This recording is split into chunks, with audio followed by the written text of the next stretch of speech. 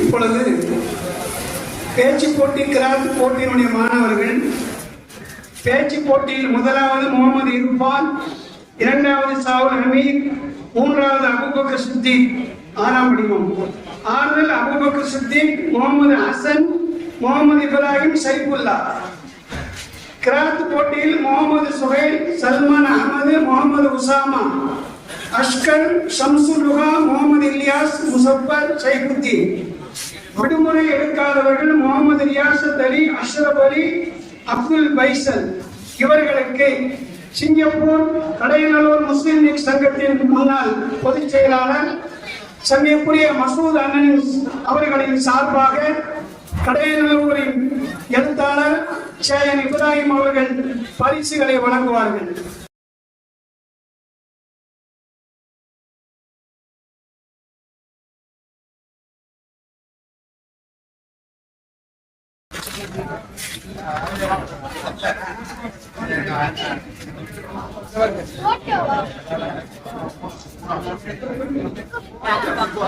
பாருங்க பாருங்க.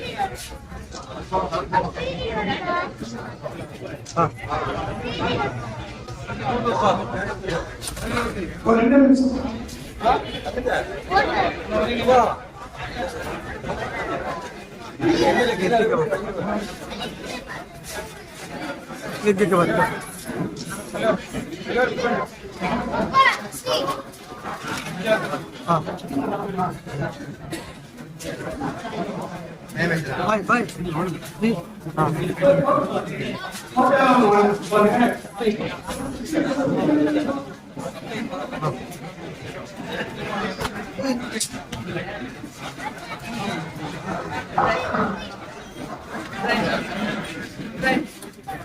அன்புமிக்க சமுதாய பெருமக்களே, இவ்வளவு நேரம் அமைதி காத்தீர்கள்.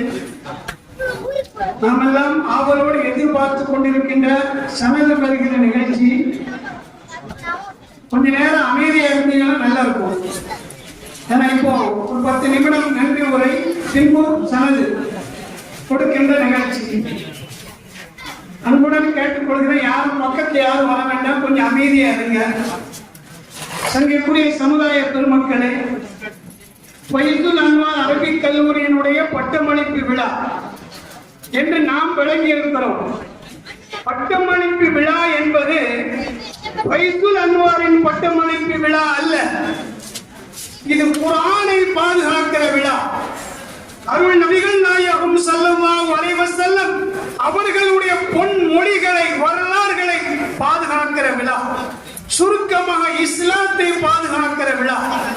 இந்த விழாவிற்கு வருகை தந்திருக்கின்ற வெளியூர்களில் இருந்து பல்வேறு பொறுப்புகள், பல்வேறு அலுவலர்கள், பல்வேறு வேலைகள் இருந்தாலும் அல்லாஹ்வுடைய மார்க்கத்தை பாதுகாப்பதற்காக இங்கே வருகை தந்திருக்கின்ற ஜாமியாவினுடைய தலைவர், நிர்வாகிகள், இந்த மதரசாவின் உதவியாளர்கள், சங்கைக்குரிய ஆலிம் பெருமக்கள், வெளியூர் உள்ளூர்களில் இருந்து வருகை தந்திருக்கின்ற சங்கைக்குரிய சமுதாய பெருமக்கள், பட்டம் பெறுகிற மாணவர்களின் பெற்றோர்கள், உங்கள் அனைவர்களுக்கும் நாங்கள் நன்றி செலுத்துவதை விட அல்லாஹ் உங்களுக்கு நன்றி செலுத்துகிறார்.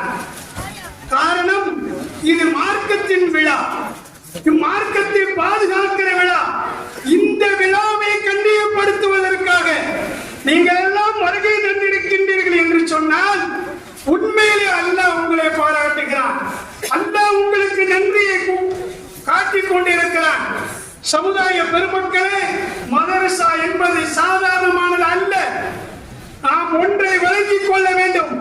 உலகத்தில் கோடானு கோடி முஸ்லிம்கள் இருக்கலாம், ஆனால் அந்த முஸ்லிம்கள் இடத்தில் இஸ்லாம் இருக்க வேண்டும்.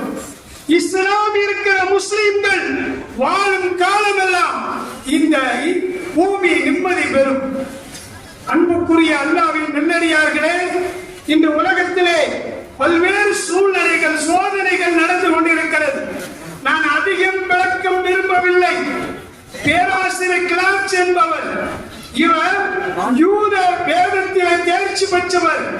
இவருடைய பொறுப்பு உலகத்தில் வாழ்கின்ற முஸ்லிம்கள் இடத்திலிருந்து இஸ்லாத்தை எடுத்துவிட வேண்டும் என்ற ஒரு பொறுப்பு கொடுக்கப்பட்டு அவரின் தலைமையிலே பல்வேறு ஆராய்ச்சியாளர்கள், விஞ்ஞானிகள், அரசியல் தலைவர்கள் ஒன்றிணைந்து உலகம் முழுவதும் சதி திட்டம் தீட்டப்பட்டு முஸ்லிம்களிடத்தில் இஸ்லாத்தை எடுக்க வேண்டும் என்று சொன்னால் அதற்கு 3 அடிப்படை இருக்கிறது.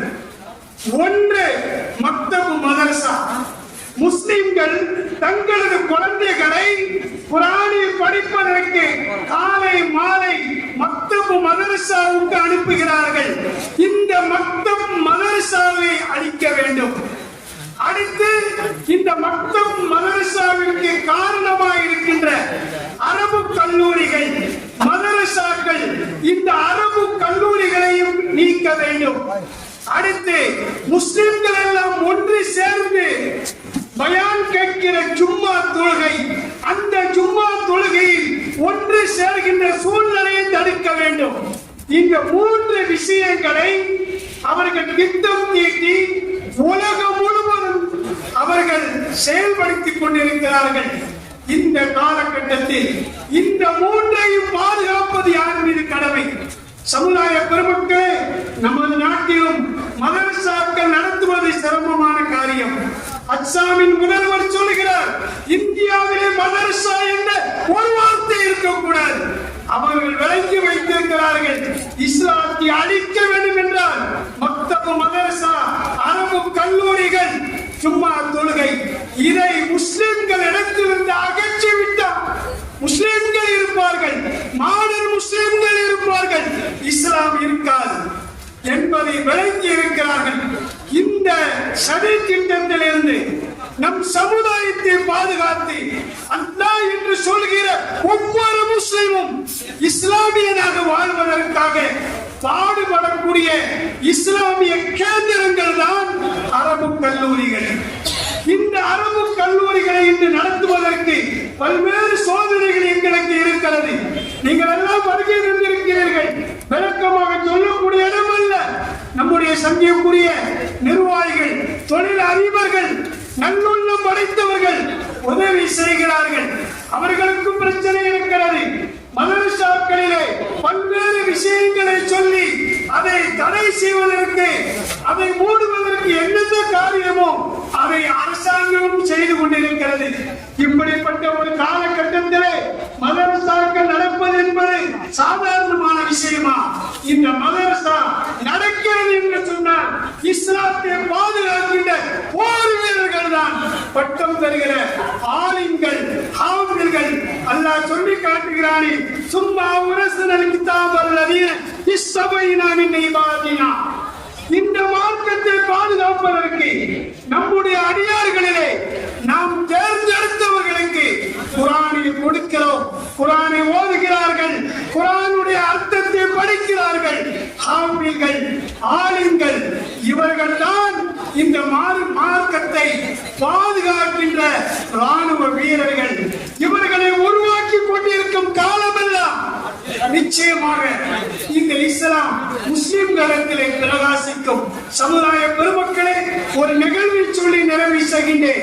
ஹஜ்ரத் உமர் இப்னு கத்தாப் ரலியல்லாஹு தஆலா அன்ஹு அவர்கள் ஷாம் தேசம் வெற்றி கொள்ளப்பட்ட பிறகு பைத்துல் முகத்தஸை பெறுவதற்காக மிக நீண்ட நெடிய தொலை தூரமாக ஒரு அடிமையை அழைத்துக் கொண்டு ஒட்டகத்திலே வருகிறார்கள். ஷாம் தேசம் நெருங்கியவுடன் கலீஃபா அவர்களை, அரபகத்தின் மன்னரை வரவேற்பதற்காக ஷாம் தேசத்தினுடைய, சிரியா தேசத்தினுடைய கிறிஸ்தவர்கள், யூதர்கள், அங்கே இருக்கிற முஸ்லிம்கள் எல்லாம் வழி நெடுகிலும் காத்து நிற்கிறார்கள். அப்பொழுது கலீஃபா உமர் இப்னு கத்தாப் வருகிறார்கள். எப்படி வருகிறார்கள் தெரியுமா சமுதாய பெருமக்களே? ஹஜ்ரத் உமரின் அடிமை ஒட்டகத்திலே இருக்கிறார். கலீஃபா உமர் அவர்கள் ஒட்டகத்தின் மூக்கண்ணா கயிறை பிடித்துக் கொண்டு வருகிற வழியிலே சகதிகள் ஏற்பட்டதினால் மழை பெய்து தன் கால் உரையை கலட்டி தன் தோளிலே போட்டுக் கொண்டு ஊருக்குள்ளே நுழைகிறார்கள். அப்பொழுது சிரியாவை வெற்றி கொண்ட அபூ உபைதத் பின் ஜர்ராஹ் அங்கே இருக்கிற முஸ்லிம் வீரர்கள் பார்க்கிறார்கள். கலீஃபா அவர்களை வரவேற்க நாட்டினுடைய கிறிஸ்தவர்கள் யூதர்கள் எல்லாம் திரண்டு இருக்கிறார்கள். அரபகத்தின் மன்னர் எப்படி இருப்பார் என்று கற்பனை செய்து கொண்டு இருக்கிறார்கள். ஆனால் அவர் அடிமையை ஒட்டகத்திலே மேலே உட்கார வைத்துவிட்டு ஒட்டகத்தின் கயிறை பிடித்துக் கொண்டு காலின் கால் உரையை கழுத்திலே மாற்றிக் கொண்டு வருகின்ற போதும் அதற்கு அபூ உபைதா பின் ஜர்ராஹ் வேகமாக ஓடி சென்று யா அமீருல் முஃமினீன் உமர் இப்னு கத்தாப் அவர்களே, இந்த நாட்டு மக்கள் மாற்று மதத்தை சார்ந்தவர்கள், ஒரு மன்னர் எப்படி வருவார் என்று அவர்களுக்கு தெரியும். இந்த நாட்டுக்கு தோதுவாக நீங்கள் ஒட்டகத்தில் ஏறி ஒரு கண்ணியமாக வரலாம் இல்லையா என்று அபூ உபைதா பின் ஜர்ராஹ் கேட்ட பொழுது ஹஸரத் உமர் இப்னு கத்தாப் கடும் சிரம் அடைந்து சொன்னார்கள், யா அபூ உபைதா, ஒன்னு அல்லாதவர் இந்த வார்த்தையை சொல்லி இருந்தார் அவருக்கு கடுமையான கொலை தண்டனை கொடுத்திருப்பேன். நீங்கள் மறந்து விட்டீர்களா? இன்னா குன்னா அதல்லு கௌமின், நாம் ஒரு காலத்தில் எப்படி இருந்தோம்?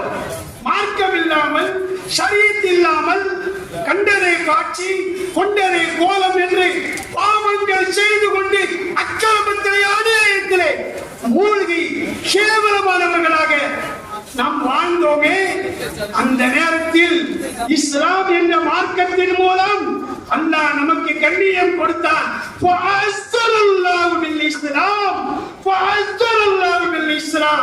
நாம் எனக்கு கண்ணியமானவர்கள் பல நாடுகள் நம் கையிலே வருகிறது.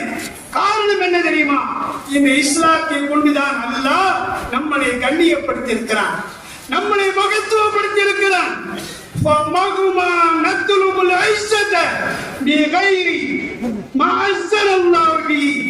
அல்லாஹ் நம்மை எந்த மார்க்கத்தை கொண்டு கண்ணியப்படுத்தினானோ அந்த மார்க்கம் அல்லாமல் உலகில் ஆட்சி அதிகாரங்கள் என்ற கண்ணியத்தை நாம் தேடினால் அதெல்லாம் அல்லாஹ் நம்மளை இழிவுபடுத்தி விடுவான். மார்க்கம் நமக்கு முக்கியம், நமக்கு கண்ணிய முக்கியம். இந்த உமர் இன்று இப்படி வருகிறார், ஆனால் மக்கள் என்னை கண்டு பயப்படுகிறார்கள். பல லட்சம் மைல் சதுர மைல் பரப்பளவுக்கு இஸ்லாமிய ஆட்சியை செய்கின்ற இறை அச்சத்தின் மூட்டு ஹஸரத் உமர் அவர்கள். அவருடைய ஆட்சி மக்களை கவர்ந்தது. காரணம், இஸ்லாம் எங்களுக்கு கண்ணியத்தை கொடுத்தது. இஸ்லாம் அல்லாத பிற கலாச்சாரத்தின் அடிப்படையில் நாம் கண்ணியத்தை தேடினால் உலகத்திலே இழிவு கிடைக்கும். ஆகவே சமுதாய பெருமக்களே, இஸ்லாம் இறைவன் தந்த மார்க்கம், மக்கத்தில் மலர்ந்த மதீனத்து ரோஜா, தெய்வீக பேரொளி, அருள் நபிகள் நாயகம் ஸல்லல்லாஹு அலைஹி வஸல்லம் அவர்கள் தந்த இந்த மார்க்கம். இந்த மார்க்கத்தை பாதுகாப்பது மக்தப் மதரசாக்கள், அரபு கல்லூரிகள். சமுதாய பெருமக்களே, இதை நீங்கள் பாதுகாருங்கள். அல்லாஹ் உங்களை பாதுகாப்பான். பாதுகாக்க வந்த பெரியோர்களே, அல்லாஹ் உங்களுக்கு எல்லா நற்பாக்கியங்களையும் கொடுப்பானாக. நீங்கள் இந்த நிகழ்ச்சியிலே கலந்து கொண்டதற்கு நாங்கள் மிகுந்த மகிழ்ச்சி அடைகின்றோம். நாங்கள் உங்களுடைய பணியாளர்கள், உங்களுடைய வேலைக்காரர்கள். இந்த சமுதாய மக்கள் எங்களுக்கு கொடுக்கப்பட்ட இந்த மார்க்க பணியை நாங்கள் செய்கிறோம். எங்களை மகிழ்ச்சி அடைய செய்வதற்காக, எங்களை உத்வேகப்படுத்துவதற்காகத்தான் இங்கே தலைவர்களும் சமுதாய பெருமக்களும் சமுதாய மக்கள் எல்லாம் இங்கே வந்திருக்கின்றீர்கள். அல்லாஹ் பார்க்கிறான், உங்களுக்கு அருள் புரிகிறான். என் மார்க்கத்தை பாதுகாக்க இங்கே வருகை தந்த என் அடியார்களே, உங்களுக்கு ஈரு உலகத்திலும் நான் பாதுகாப்பை தருவேன் என்று அல்லாஹ் பாதுகாக்கிறான், வரக்கத்துக்களை வழங்குகிறான். ஆகவே இங்கே வருகின்ற அத்தனை மக்களுக்கும் அல்லாஹ்வுடைய அருளும் அருள் நபிகள் நாயகம் ஸல்லல்லாஹு அலைஹி வஸல்லம் அவர்களினுடைய அற்புதமான வாழ்த்துக்களும் கிடைத்துக் கொண்டே இருக்கும். இறைவா, இந்த நிகழ்ச்சியை நீ கபூல் செய்வாயாக.